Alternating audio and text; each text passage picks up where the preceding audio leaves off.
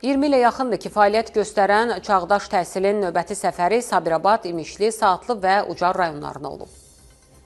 2007-ci ildən fəaliyyət göstərən Çağdaş Təhsil jurnalı təhsildə baş verən dəyişikliklər və islahatlarla bağlı müəllim və şagirdlərlə söhbətlər aparır, təhsilin, ölkənin, dövlətin gələcəyi üçün önəmini vurğulayır. Görüşlər Azərbaycanın ən ucqar dağ kəndlərində və ümumiyyətlə ölkənin bütün rayonlarında həyata keçirilir. 20 ilə yaxındır ki, fəaliyyət göstərən Çağdaş Təhsilin növbəti səfəri isə Sabirabad, İmişli, Saatlı və Ucar rayonlarına olub. Çağdaş Təhsil jurnalının təsisçisi Vüsal Zeynalov Mil Muğan Regional Təhsil İdarəsinin müəllim və şagirdləri ilə görüşüb. Çağdaş təhsilin əsas məqsədi təqaüddə olan qabaqcıl müəllimləri və nümunəvi şagirdləri dünyaya tanıtmaqdır.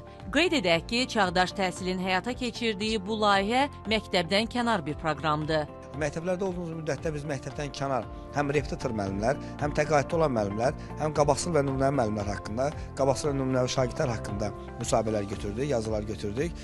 Çox şad olduq. 65 yaşından sonra təqaüddə çıxan müəllimlərdən biz çoxlarını araşdırdıq. Onlar haqqında getdik, gözəl şəkildə müsahibə götürdük.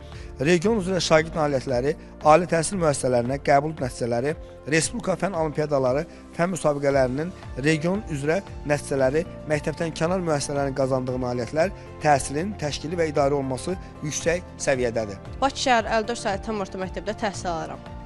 Məktəbin direktoru Sahibə Bosova, sinif rəhbərim Sevinç müəllimə və o cümlədən direktor müavinləri Təranə müəllimə və Gülər Cəfərovaya təşəkkürümü bildirirəm. Mənim təhsilimdə onların çox böyük rolu olub. Qeyd edək ki, Çağdaş Təhsil və təsisçisi Vüsal Zeynalov həmişə olduğu kimi bugün də bütün şəhid övladlarına, müharibədə iştirak etmiş birinci qrup əlil övladlarına, sağlamlıq imkanları məhdud şagirdlərə təmənnasız xidmət göstərir.